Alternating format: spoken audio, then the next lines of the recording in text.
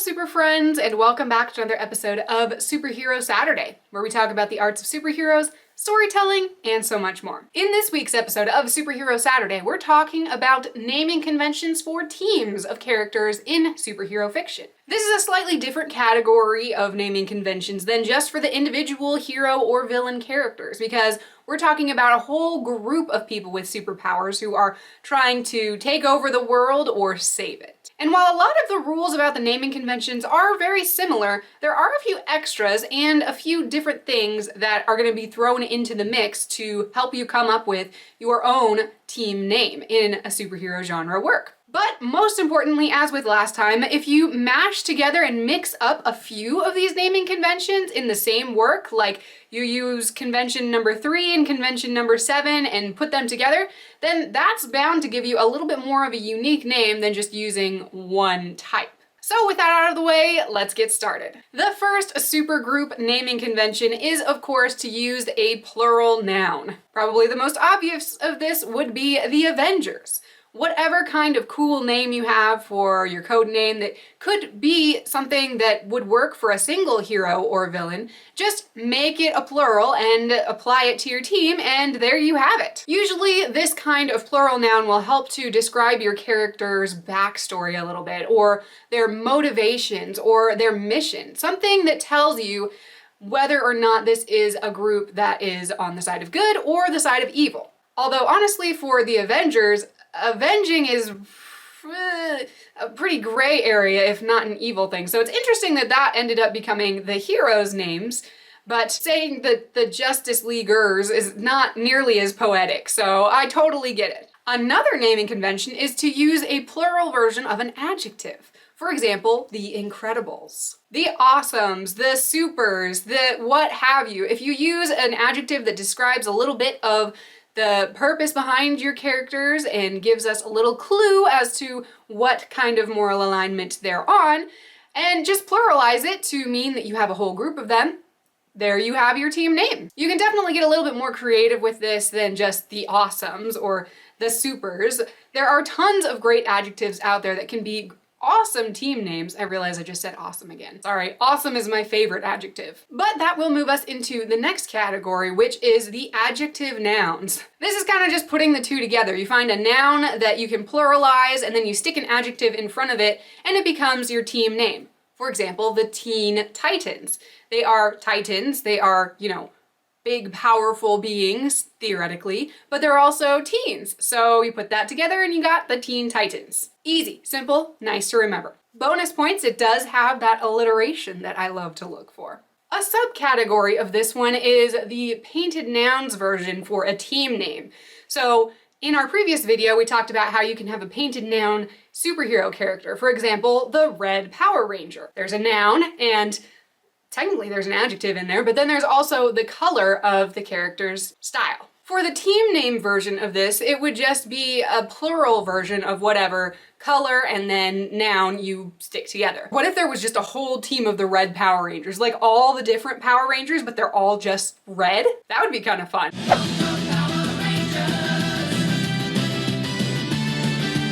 Another iteration of this that is actually really popular is the adjective numbers. So depending on the number of people on your super team, you would use that number and stick an adjective in front of it. So for example, the Fantastic Four. I actually use this for my own, although I don't get bonus points for alliteration because I ended up just going with the Fearless 9. There are 9 superhero characters on my team, and the adjective fearless comes from, the idea that they are fearless in the face of evil. Another kind of subcategory of this is the something group. And by this, I mean that you can substitute the word group for any kind of synonym that means a team of people that work together. And the something could be an adjective, or it could be a noun, could be a color. You can just mix and match those together. But if you use something like the Justice League, and the second word implies that there's a group of people, then it fits into this convention. I even have a whole list of synonyms here if you want to take a look. We've got unit, team, squad, patrol, syndicate, league, pack, friends, allies, fighters, force, masters, you know, the list goes on. Again, the same thing kind of works for the villain groups, just if you find something that's a little bit more, you know, evil sounding, that could definitely work as well. For example, the Doom Patrol. Wait, are the Doom Patrols good guys?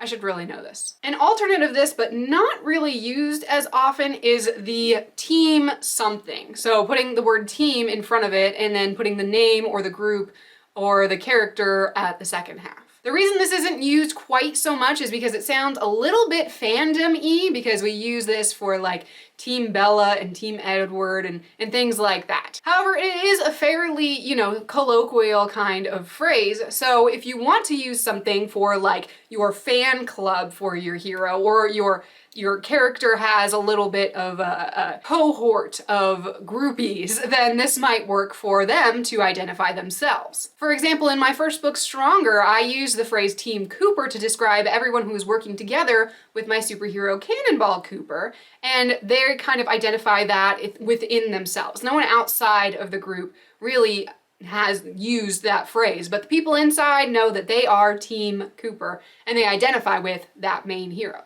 Another kind of sub-caveat convention of that one is to use a person and the other peoples. This is your kind of Benny and the Jets type version. Gladys Knight and the Pips is another version of this, but either way, this is for a group of characters that kind of revolves around one team leader. So you can still use the like plural adjectives or the plural nouns to describe the group of people, but the leader tends to get identified first. So it's the person and the plural nouns, for example. An example for this might be Superman and the Super Friends, which makes sense because they are all super, and then super kind of tags back into Superman, and it kind of makes a cohesive group. A quick note here. Like I talked about last time, this is something that is a little bit of a nuanced effect on your group name, but using the word the in front of your group. It makes a lot more sense for a group team name rather than an individual, because if you say the Avengers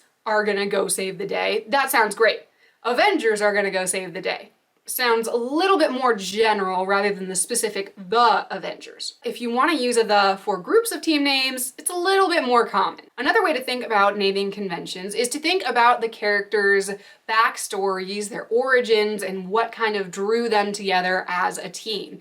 And that's why one of the categories for naming conventions is a theme team name. This can help you draw on the characters' backstories, their motivations, their common superpowers, their common goals, whatever. Or even their common just theme that they chose on together to kind of steer into one particular style. One example of this might be the Defenders, which is kind of an interesting name because it sounds like and kind of can identify with the Avengers, but defending implies, you know, protecting home, and these characters don't really leave their little square of New York. So that kind of gives you a good description of what they are about in 2 seconds. And for this, I have a category called the vague group of weirdos. There are a lot of group names out there for teams in the superhero genre that it doesn't really, you know, make sense right away whether this team is a group of good guys or bad guys, or what even their main goal or purpose is. The idea behind their team name is that it's vague and mysterious and kind of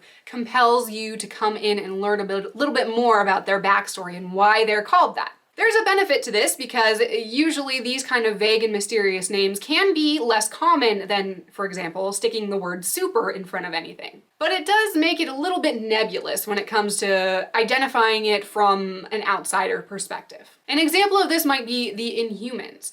They're Inhumans, so that means they're not humans, but what kind of non-humans are they? Are they aliens? Are they superheroes? Are they supervillains? You don't really know until you dig into the story. You can also name your group of characters as a kind of agency or an institution or a company to kind of bind them together and describe them as more of a corporation than as just a couple random individuals who agree to work together on occasion. For example, this could be something like Mystery Inc. from Scooby-Doo. Their little business is to go around solving mysteries for people, and that's their whole job, depending on which iteration you're using. Or for a slightly more nefarious type of organization, you could go Doofenshmirtz Evil Inc. His whole shtick is that his business is all about making evil things. There you go, Evil Incorporated. You can also use an acronym of a single word or phrase or adjective or what have you. Make sure that it's not too many letters long, otherwise it might get a little confusing, but you can use this to, for example, create some kind of covert code for your team. For example, SHIELD. I'm not a reporter. I'm Agent Phil Coulson with the Strategic Homeland Intervention Enforcement and Logistics Division. That's quite a mouthful. I know. We're working on it. This can work really well because you can use your adjective to describe some kind of word that kind of brings your whole theme together, but it doesn't actually just mean your theme.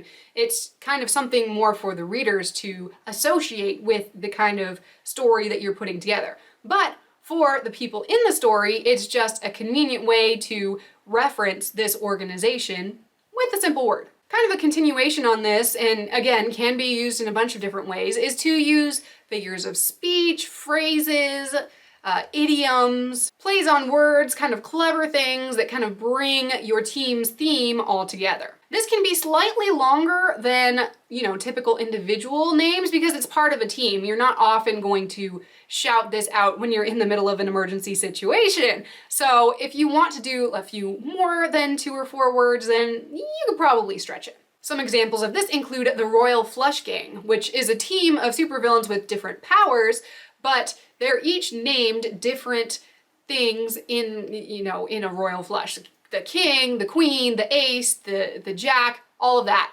But even though their powers are all very disparate, they come together as the Royal Flush Gang and they, make their costumes match and their styles and all of that. And they really lean into this kind of cards and gambling focus for all of their, team antics. Another cool group name is Damage Control, which is actually not even a group of technically superheroes, but they're an organization that cleans up after supervillain fights, and they handle construction, insurance claims and legal disputes and all of that kind of thing. It's catchy, it's memorable, it describes kind of what they do, kind of brings the whole package together. For teams of villains, you can often use a bunch of these different conventions together or just add something slightly evil to the whole theme. For example, even just adding the word evil in front of whatever you're saying. Justice League Dark is kind of an inversion of the Justice League with a different moral tilt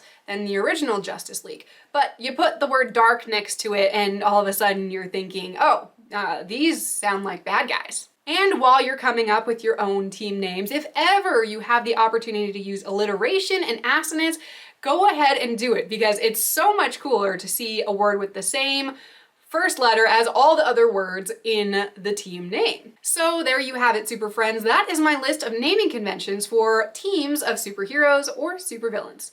Or actually really just teams of characters, wherever they land. Do you have any favorite examples of team names that you just really love? Or do you have your own system or style of naming teams of characters that you want to share with us? Go ahead and pop those down in the comments below. And thanks so much for watching. If you enjoyed this video, go ahead and give us a big thumbs up and subscribe to the channel if you'd like to see more superheroic content every single Saturday.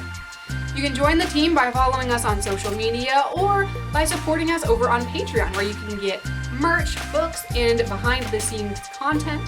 And if you want to see my own superheroic characters in action, including a couple of superhero and supervillain teams, you can head on over to our website at www.fearless9.com, where you just might find your new favorite superhero team. Thanks again for watching, Super Friends, and we'll see you next week.